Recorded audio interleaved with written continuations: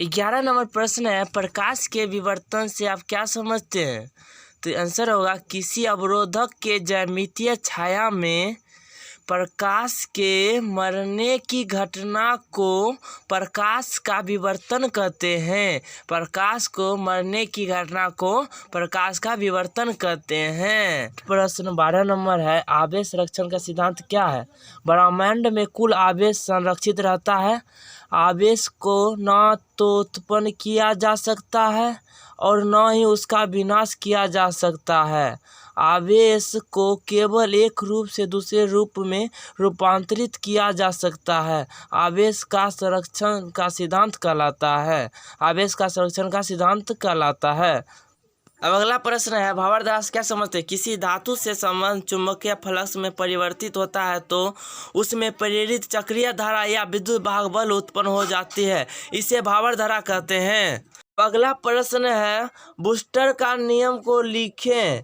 किसी नियम के अनुसार किसी माध्यम का आवर्तनांक न्यू। किसी नियम के अनुसार किसी माध्यम का आवर्तनांक न्यू ध्रुवण कोण के स्पर्श या टेंजेंट के बराबर होता है। ध्रुवण कोण के स्पर्श या टेंजेंट के बराबर होता है, जहाँ न्यू बराबर 10 IP होता है। जहाँ न्यू बराबर 10 IP होता है। नंबर प्रश्न है, कूलम्ब के नियम की सीमा को लिखें।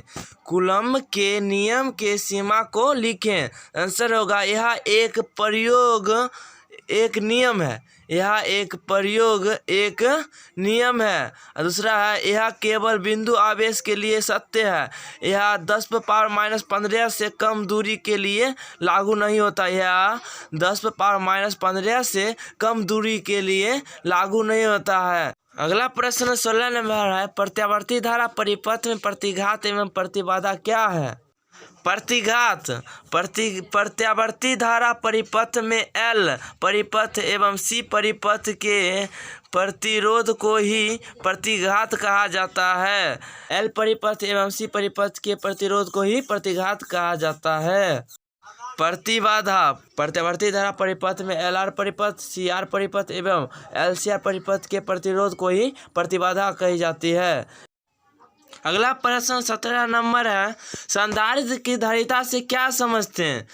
संधारित्र एक ऐसी युक्ति है जो बहुत कम जगह में बहुत अधिक आवेश की मात्रा या विद्युत ऊर्जा को संचित रखता है। संधारित्र एक ऐसी युक्ति है जो बहुत कम जगह में बहुत अधिक आवेश की मात्रा या विद्युत ऊर्जा को संचित रखता है। धारिता का एसआई मात्रक फैराडे होता है। धारिता का एसआई मात्रक फैराडे होता है।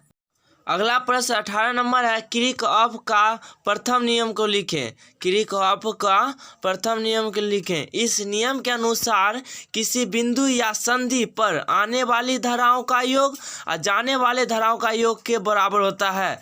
इस नियम के अनुसार किसी बिंदु या संधि पर आने वाली धारा का योग जाने वाली धाराओं का योग के बराबर होता है। अब अगला प्रश्न है, ट्रांसफार्मर क्या है? ट्रांसफार्मर क्या है? ट्रांसफार्मर एक ऐसी युक्ति है। ट्रांसफार्मर एक ऐसी युक्ति है जिसकी सहायता से उच्च धारा की निम्न प्रत्यावर्ती वोल्टा को निम्न धारा की उच्च प्रत्यावर्ती वोल्टा में निम्न धारा की उच्च प्रत्यावर्ती वोल्टा में तथा निम्न धारा की उच्च प्रत्यावर्ती वोल्टा का उच्च धारा की निम्न प्रत्यावर्ती वोल्टा में परिवर्तित किया जाता है। परिवर्तित किया जाता है। इसी के दूसरे परिभाषा भी बोल सकते हैं, ट्रांसफार्मर एक ऐसी युक्ति है जिसकी सहायता से निम्न प्रतिरोध को उच्च प्रतिरोध में, उच्च प्रतिरोध को निम्न प्रतिरोध में परिवर्तित किया जा सकता है, जिसे ट्रांसफार्मर कहते हैं। जिसे ट्रांसफार्मर कहते हैं।